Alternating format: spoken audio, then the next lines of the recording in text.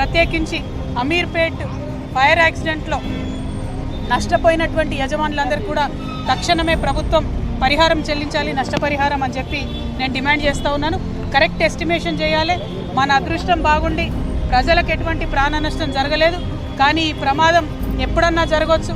రాత్రిపూట వేరే చోట వర్కర్స్ ఉండే చోట జరగవచ్చు. అప్పుడు తీవ్రమైన పరిణామాలు ఉంటాయి. కాబట్టి ప్రభుత్వం వెంటనే మేల్కొనాలి. ఇటువంటి బిల్డింగ్స్ అన్నిటిని కూడా చెక్ చేయాలి.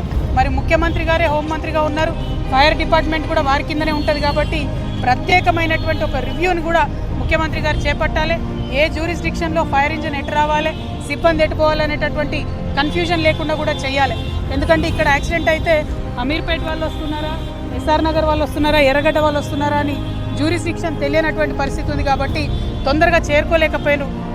నడి హైదరాబాద్లో అమీర్పేట్ సెంటర్లో ఫైర్ డిపార్ట్మెంట్ వాళ్ళు రావడానికి గంట బావు పడితే మరి మనం ఎట్లా హైదరాబాద్ సిటీని కాపాడుకుంటామన్న విషయాన్ని కూడా ప్రభుత్వం ఆలోచన చేయాలి. యాక్సిడెంట్ అయిన 9 to 10 minutes లోపల ఖచ్చితంగా ఫైర్ ఇంజన్లు వచ్చే విధంగా హైదరాబాద్ అంతటా కూడా మనము చేసుకున్నప్పుడే ప్రజల యొక్క ఆస్తిని కాపాడగలుగుతామని కూడా తెలియజేస్తున్నాము.